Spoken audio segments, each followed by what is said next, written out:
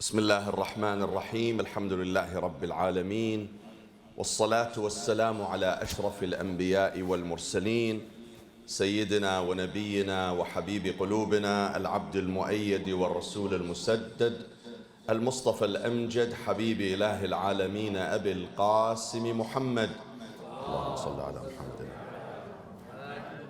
Hajj Ahmed, can we get rid of the echo please? My dear brothers and sisters, Assalamu alaikum wa rahmatullahi wa barakatuh. It is my honor and my delight to be speaking to you, to this distinguished group of people, distinguished group of brothers and sisters and friends in this beautiful morning. Again, we are gathering here to celebrate our faith and our religion, and to learn a little bit more about the holy book that Allah subhanahu wa ta'ala had revealed to our holy Prophet Muhammad sallallahu alayhi wa alihi wasallam.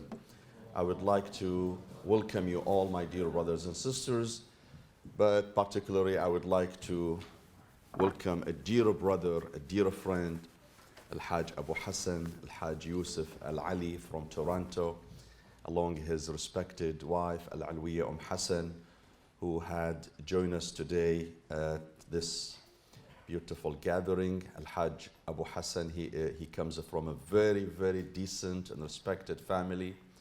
His father, Al-Hajj Abu Arif. Everybody lives in Canada knows who Al-Hajj Abu Arif is, a philanthropist, a charitable individual who has helped so many charitable organizations. His family, in fact, has founded one of the most beautiful mosques in Toronto. And I advise you, if you happen to be in Toronto, go and visit their mosque, Masjid al-Rasul al-A'zam, sallallahu alayhi wa alih. In fact, what's unique about their masjid is that it is divided. The same masjid has basically three units. In other words, three masjids in one. One for the Urdu-speaking people, one for the Arabic, English-speaking people, and one for the Persian-speaking people. And of course, the Arabic section alternates between Arabic and English. So if you happen to be in Toronto, you will be in a masjid where 4 languages are spoken at once, and it attracts thousands of Muslims in the Toronto area. So I would like to, one more time, welcome our dear brother Hajj Abu Hassan and his respected wife with us. Ahlan wa sahlan. Bismillah ar-Rahman ar-Rahim. إن الذين سبقت لهم منا الحسنى أولئك عنها مبعدون لا يسمعون حسيسها وهم فيما اشتهت أنفسهم خالدون لا يحزنهم الفزع الأكبر وتتلقاهم الملائكة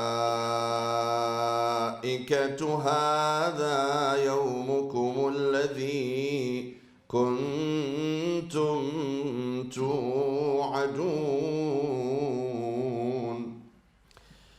Allah subhanahu wa ta'ala in this surah, Surah Al-Anbiya, the prophets, ayah 103, speaks about the reward he set for those who internalized the faith and also practiced it well.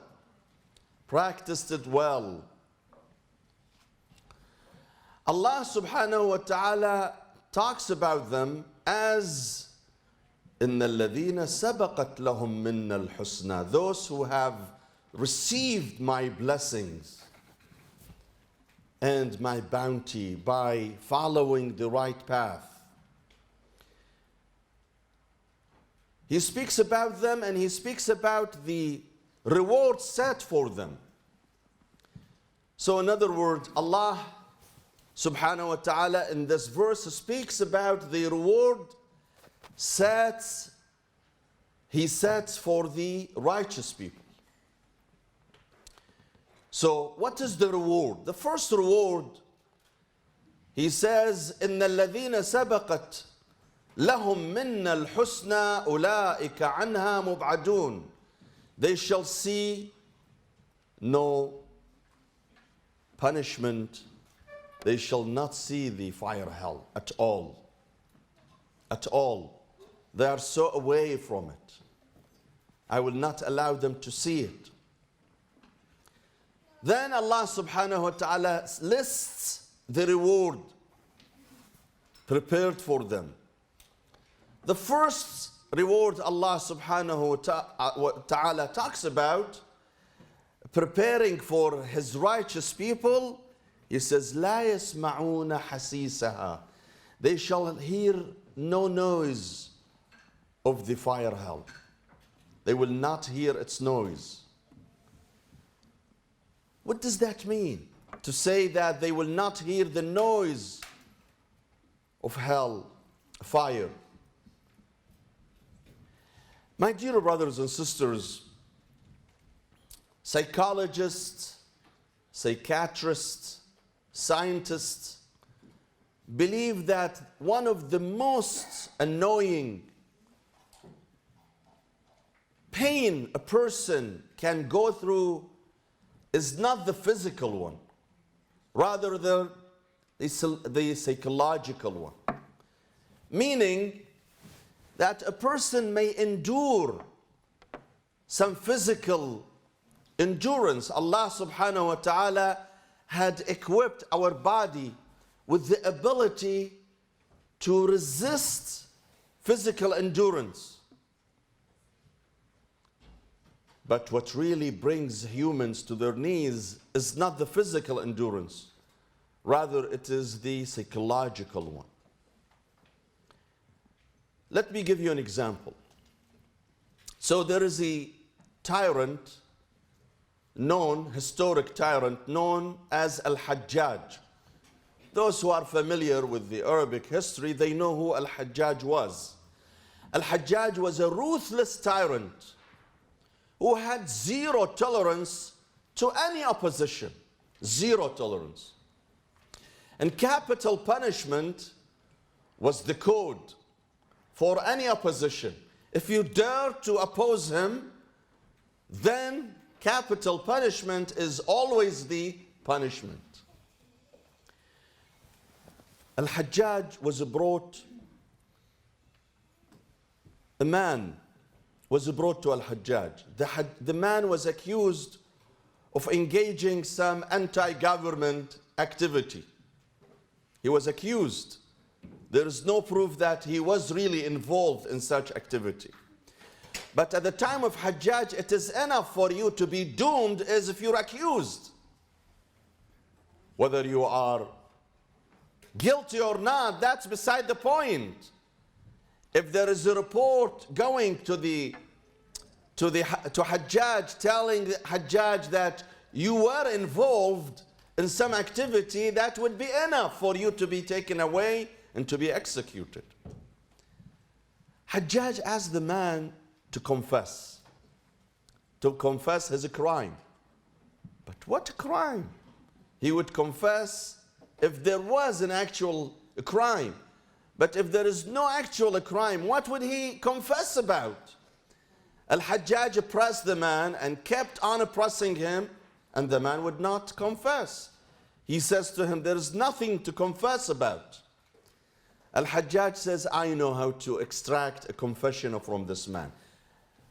They kept on punishing him with lashes, whipping him with lashes. And Al-Hajjaj is asking his soldiers to go on and keep punishing this man. And the man would not budge. would not give in, would not confess. So ultimately, when Al-Hajjaj realized that there is no way to extract any confession from this man, he resorted to a different way to extract a confession from him, and that is by bringing his son, the convicted son, to the court of Hajjaj. Hajjaj ordered his soldiers to leave the father and stop whipping him with lashes. Rather, they would punish and torture the son instead of the father. And they started punishing the son, whipping him with lashes, and it's very agonizing for the son. And the son is going under a lot of pain and pressure while the father is watching. Not even 5 minutes after, the father says, you know what? Stop torturing my son, and I'm going to confess for whatever you want to ask me to confess. Whatever you want me to confess. What do you want me to confess? That I was toppling the government? Okay, I will confess. But leave my son alone. Al-Hajjaj asked the father. He says, for hours we were torturing you. We were whipping you. And you never gave up. But the minute we started whipping your son, you gave up. What happened? Listen to the beautiful answer the father gave. He says, when you were whipping my body, you were whipping my body. And I could take it. But when you started whipping my son, you were whipping my heart. And my heart could not take it. This is the difference between the physical pain and the psychological pain. That you may be able to endure the physical pain. But when it comes to the psychological pain, when you see your son, God forbid, or your daughter, God forbid, is being tortured, you cannot take it. So the first reward Allah subhanahu wa ta'ala tells us about in the day of judgment for the righteous is that it is psychological. You will not hear the noise of hellfire. You will not hear it. It is psychological assurance that it is all peace there. You will not hear anything that disturbs your life. Nothing that will bring stress to your life. A life void of stress. Today, my dear brothers and sisters, #1 killer in the United States is what? It's not cancer. It is not murder. It is stress. 20% of Americans, this is an official statistics, 20% of Americans suffer from depression. If you translate 20% of Americans into numbers, that would be over 60 million Americans. 60 million, at least 60 million Americans suffer from depression, and they take antidepressant. Stress has become #1 killer in this country. Stress, more dangerous than any other disease, any other ailment. Stress. Allah subhanahu wa ta'ala promising the believers that in hereafter there is no stress. In another verse, Allah subhanahu wa ta'ala uses another term. He says, lahum, for the righteous, lahum darus salami inda rabbihim. They have the house of peace, house of serenity. In this life we may endure all kind of endurance, bad news. Every day you wake up to shocking news. Or before you go to your bed, you listen to bad news. Last night, before I go to bed, I'm checking my app, BBC app, and it says over 100 people were killed in Afghanistan in Kabul last night. For what? For nothing. An ambulance filled with explosive was detonated. 100 people were killed, over 130 people were injured. For what?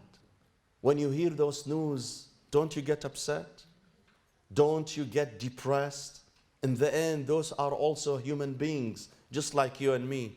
They have family members, they have kids, they have parents, they have their own livelihood, they have so many dreams and hopes to accomplish in their life. All of a sudden, all those dreams and hopes have shattered in a matter of seconds. But in hereafter, you don't hear those news at all. You don't hear that at all. So the first reward, لا يسمعون حسيسها. Life void of stress, void of annoyance, void of anything that disturbs your life. Complete serenity and peace. Number two, the second reward Allah had set for His righteous people, وَهُمْ فِي مَا اشْتَهَتْ أَنفُسُهُمْ خَالِدُونَ. They enjoy a perpetual pleasure. A perpetual pleasure. Listen to this, my dear brothers and sisters. Any pleasure you enjoy in this life, no matter how big or small, in the end, it is not perpetual. It's temporary. Couple of hours, maybe couple of days, probably couple of months, and then it is over. There is no perpetual pleasure in this life. If you think you will find a perpetual, everlasting peace and a pleasure in this life, you're dead wrong. You must correct your conception about this life. The only place that is perpetual, the pleasure you enjoy is perpetual, is in hereafter. Jesus alayhi salam was traveling. So Jesus had no house, had no family, had no transportation method such as donkey or horse. He would just walk on his feet, and wherever he arrives at night, he sleeps. So at night he arrives at a carpenter's house. He knocks on the door, they welcome him, a young man living with his mother. So Jesus alayhi salam notices that this young man, the carpenter, looked very sad and depressed. Jesus asked him, what's going on? What's up? Why do you look depressed? The man says, well, there is no point behind telling you because I don't think you can help me. Jesus told him, no, tell me. I may be able to help you. What is it? Upon insisting on the carpenter, the young carpenter told Jesus alayhi salam that I'm in love. I'm in love with the king's daughter. When I go to work every day, I pass by the royal palace and the princess is sitting on the balcony watching, and I see her every day and I fell in love with her. And my problem is that I'm a carpenter, I'm nobody, and she's the princess. So obviously, she's not going to marry me. And that's why I'm so depressed. It's one-sided love. I love her, but she doesn't love me. And even if she loves me, there is no way for me to marry her because her father will not agree. Jesus tells him that you won't lose anything if you try. Go and ask her father, what does he want? The man says, but he will laugh at me. He will tell me, you're a carpenter, you're a poor person. I'm a king, you want to marry my daughter? He will ask for insurmountable requests or demands. Jesus tells him, fine, go and see what he wants. The king has a habit of opening his door for the public every day, from, say, 10 a.m. through 11 a.m., he opens the door for everybody. Anybody wants to see the king, he can come in. Those people who have complaints, requests, demands, whatever, they have the chance to meet the king and discuss with him whatever they are concerned about. The man stands in line. When his turn comes, and the king asks him, what do you need? What do you want? He says, I want your daughter. I am proposing to your daughter. He says, you're proposing for my daughter? He says, yes. He says, what do you do for a living? He says, I am a carpenter. The king was polite. He didn't want to decline right away.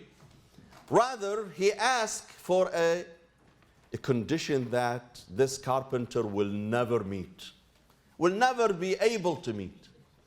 So he says, you know what? You know my daughter is a princess, and obviously if you want to marry her, you have to offer something, a gift, a dowry, mahar. And you know that. He says, yes, I know. I'm fully aware that your daughter is a princess and she's not like any other girl. He says, fine, you go ahead and you bring me such and such amount of gold, such and such amount of diamond, such and such amount of silver, and then hopefully I will give you my daughter. You know, he's just saying this to deter the man from proposing to his daughter. The carpenter comes home even more depressed, and he tells Jesus the story that, you know, you send me to an impossible mission. He says, no, it's not impossible. Come with me. Apparently, the man does not know who Jesus is. He takes him out. There are ruins around the house. And with the miracle of God, with the power of God, he puts his hand on this dust and sand, and all of a sudden, the dust and sand turns into jewelry, to diamond and silver and gold. And the man was so perplexed. What is this? Am I dreaming? He says, no, you're not dreaming. This is real. Take whatever you want. Whatever the king asks you, take it for him. So he filled a big load of jewelry and takes it to the king. And the king was stunned. What is this? Did you steal this? He says, no, I didn't steal it. Tell me the truth. How did you get this jewelry? He tells him the truth. Jesus is in our house. He says, Jesus is in your house? He says, yes. So the king agrees. He makes him marry his daughter. And subhanallah, not a week after the king dies, and his son-in-law becomes the king. The former carpenter becomes the king. قُلِ اللَّهُمَّ مَالِكَ الْمُلْكِ تُؤْتِي الْمُلْكَ مَنْ تَشَاءُ وَتَنْزِعُ الْمُلْكَ مِمَّنْ تَشَاءُ وَتُعِزُّ مَنْ تَشَاءُ وَتُذِلُّ مَنْ تَشَاءُ بِيَدِكَ الْمُلْكَ إِنَّكَ عَلَى كُلِّ شَيْءٍ قَدِيرٌ. It is God who has everything in his hand. Allah can make a carpenter a king overnight, or vice versa. He can turn a king into carpenter or homeless overnight. Did you read about that wealthy, multi-billionaire Saudi businessman, Al-Walid ibn Talal? He owned over $17 billion.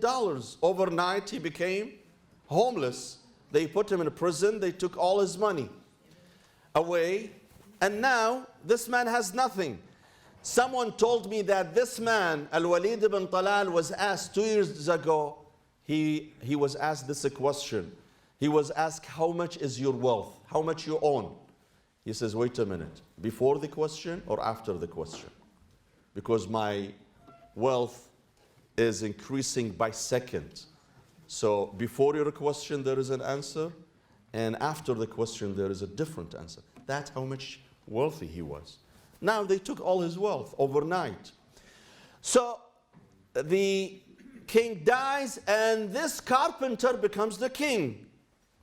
Jesus comes to visit him, to pay him a farewell visit. And obviously now he appreciates Jesus even more because it was Jesus who made him the king, in fact. So he thanks Jesus, but before leaving, he asks Jesus, wait a minute, I have a question for you. Ya Ruh Allah, I have a question for you. Jesus says, yes, go ahead. He says, you know, this reign and might and royalty that I'm enjoying and wealth, it's all because of you. You made me. In fact, you made me the king. He says, yes, I made you the king. So what is your question? He says, my question is, if you can make me the king, if you can give me all this wealth, how come you didn't take it for yourself? How you didn't make yourself? Why didn't you make yourself the king? You're not interested? Or what? Jesus pauses for a minute and he says, no, I am interested. You think you're only interested in being a king? Of course I'm interested in being the king as well. You think you're interested in possessing gold and diamond? I am interested as well. But the difference between me and you are interested in a very temporary might, temporary wealth, temporary reign. Just look at your predecessor. Just look at your father-in-law. He was the king for so many years, but overnight he had a stroke and he died. And you might be going through the same path. So I'm not interested in this temporary one. I'm interested in a perpetual kingdom, in a perpetual might, in a perpetual wealth, in a perpetual jewelry.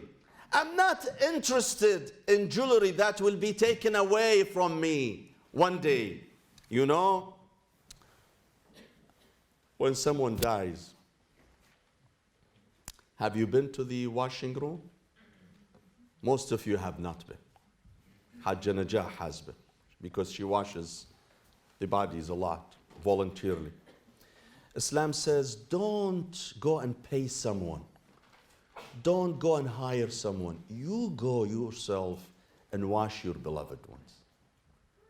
Do you know that in Islam there are certain careers, legitimate careers, selling food, selling cars, doing any kind of job except this one. There is one job that you're not supposed to receive money for, and compensation is what? Washing the dead. Why? Because Islam didn't want this to become a career for someone and then everybody sits and watch. No, you go and do it for your beloved ones. Because when you go to the washing room and you see your beloved ones being stripped out of his or her clothes, out of their jewelry, everything is, your Rolex watch will be taken away. Your rings will be taken away. Your accessories will be taken away. Every jewelry you wear, it will be taken away. You go naked. You basically go naked. Well, I had this 25,000 diamond necklace. It will be taken away from you. I had this very expensive ring. It will be taken away from you. This is my watch. Sorry, it was your watch. It's not your watch anymore. When you die, it will be taken away. Your $15,000, $20,000 Rolex watch will be taken away. It's not yours. You go naked. You come naked and you go naked. It's temporary. This is all temporary. You call this mine, but in fact, you're leasing it. You're leasing it from God. 20 years, 15 years, 10 years, whatever, and then it will be taken away from you. وَلَقَدْ Allah subhanahu wa ta'ala says, وَلَقَدْ جِئْتُمُونَا فُرَادًا. The day you die, you shall come to me singular. وَلَقَدْ جِئْتُمُونَا فُرَادًا كَمَا خَلَقْنَاكُمْ أَوَّلَ مَرَّةٍ. Just like the day you came to this life, you came singular, you came naked, you came by yourself, you shall leave naked, singular, and by yourself. You take nothing with you. None of those possessions you accumulated, you amassed, you fought for, you strive so heavily for. Sometime You sever relations with friends and kinships over them. They are taken away from you. They are taken away from you. So Jesus tells the guy, yes, I am interested, but I am interested in a Rolex watch that is not taken away from me. I am interested in a rain that does not cease after 15 years, 20 years. How long you want to reign? 42 years, just like Qaddafi? What happens to the Qaddafi after 42 years?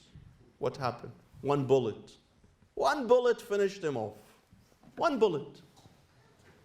He ruled his country with an iron fist, an absolute king of his country for 42 years. And all of a sudden, in a matter of hours, he collapsed and he was finished with one bullet. And that's it. Jesus says, I'm interested. Don't think you are ambitious more than I am. Don't think I have no desire. Only angels have no desires. Prophets have desires. Jesus has desires. But he kept his desires for a better time, for another time, where he can really fulfill these desires. You and I are short-sighted. We think we can fulfill our desires, but in fact, we don't. We don't. It's illusion. You and I think that we are fulfilling our desires of possessions, but then what? Then we are asked to leave. You leave everything behind. When you go to the cemetery, I'm sure you all have been to the cemetery. We take the casket of the deceased to the cemetery. We take them out of the casket. We put them in the grave. The only thing they take with them is their coffin and nothing else. Everybody comes back. The houses they built are there. The cars they drove are there. They don't take them with them at all. They go by themselves. Allah says, the kind of reward I will give you in hereafter, it's perpetual. No one will take it away from you. It will be perpetual. It's not going to be temporary. وَهُمْ فِي مَا اشْتَهَتْ أَنفُسُهُمْ خَالِدُونَ. That's number 2. Number 3, لَا يَحْزُنُهُمُ الْفَزَعُ الْأَكْبَرُ. The third reward, that in the day that panic will be rampant, fear will be widespread, those people, my righteous people, will be fearless. They will be safe. They will not be so afraid. Let me share with you one glimpse of the day of judgment. In Surah Al-Hajj, if you read Surah Al-Hajj, Allah subhanahu wa ta'ala in the beginning, He says the following, Bismillah ar-Rahman ar-Rahim. يا أيها الناس اتقوا ربكم إن زلزلة الساعة شيء عظيم. People, fear your Lord, for the quake of the time is so powerful, so magnificent, beyond your imagination. It is so magnificent that you cannot even fathom. What does it mean to have the quake of the time, the quake of the hereafter? إن زلزلة الساعة شيء عظيم. Then Allah elaborates. He says, يوم ترونها تذهل كل مرضعة عما أرضعت وترى الناس سكارى وما هم بسكارى ولكن عذاب الله شديد. He says, in that day, you will see every mother, nursing mother. A nursing mother is so attached to her baby, right? In that day, even a nursing mother shall be heedless from her baby. يوم ترونها تذهل كل مرضعة عما أرضعت. Every nursing lady will be heedless of her baby. وترى الناس سكارى. You see people acting like drunk. وما هم بسكارى. They are not drunk. So why they are acting like drunk? Imbalanced, losing their minds. ولكن عذاب الله شديد.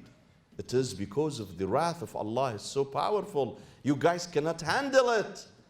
So in that day, in such atmosphere where everybody is so panicking, afraid, scared, only the righteous people, لا يحزنهم الفزع الأكبر. They will not be fearful at all.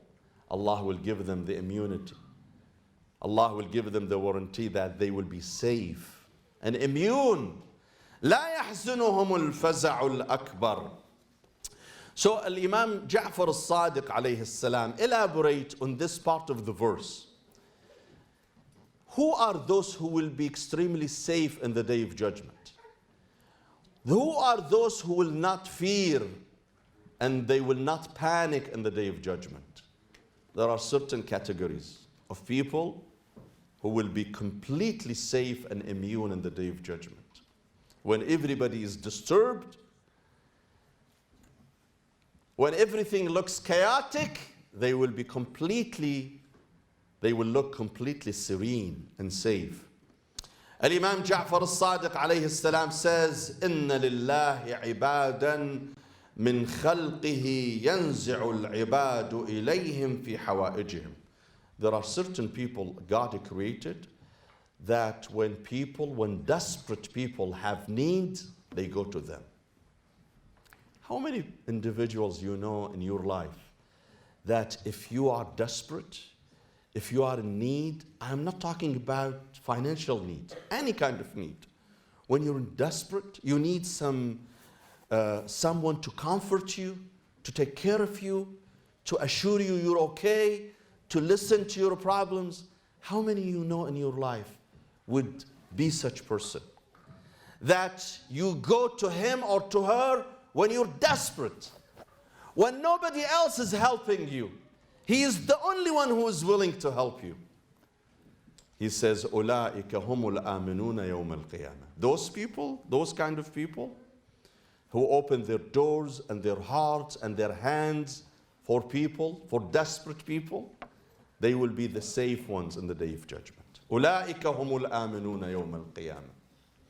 So Allah subhanahu wa ta'ala says, I have prepared 4 rewards for those people. لا يسمعون حسيسها. They shall not be hearing the noise of the day of judgment.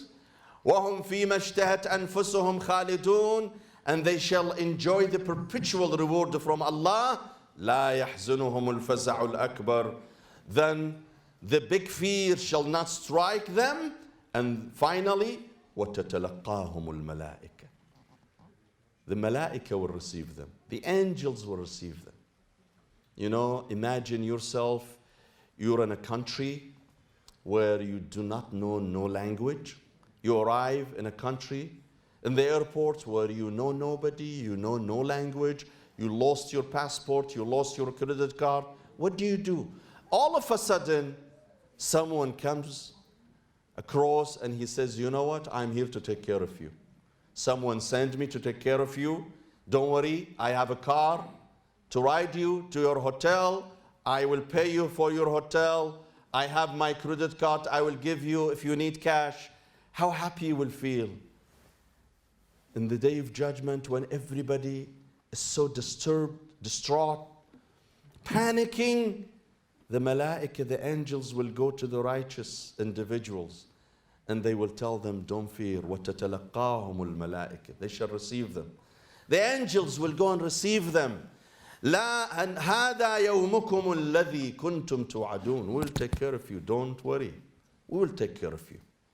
They will guide them. They will usher them into heaven and will take them out of that very chaotic scene. My dear brothers and sisters, I will open the door for a Q&A. We have maybe 10 minutes or so for questions, if there are any questions, and then we will conclude. There is a question came from 2 friends last week after I finished the presentation, and that was what was the 4th? We mentioned that there are 4 tools we need in our life to combat and to address challenges of our life. So I mentioned 3 and I left 1 out. So after the lecture, some of the friends ask what was the fourth thing that Moses asked for. The fourth thing was to assign an assistant for him. An assistant for him.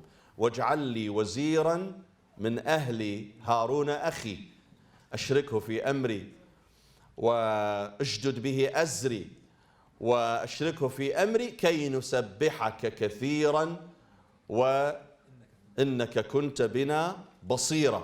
So the fourth request from Moses was that Allah would assign an assistant for him. Everybody needs an assistant. Even prophets of God, they need an assistant. So Moses asked for an assistant, and that was Aaron, his brother. And our holy prophet also asked for an assistant. And who his assistant was? It was Imam Ali ibn Abi Talib alayhi salam. He was his assistant. He was his wazir, his minister, his right aid, and his successor as well. So if there are any questions, please, I ask that you present them. Otherwise, we can conclude with the dua. Sallu ala Muhammadin wa ali Muhammad.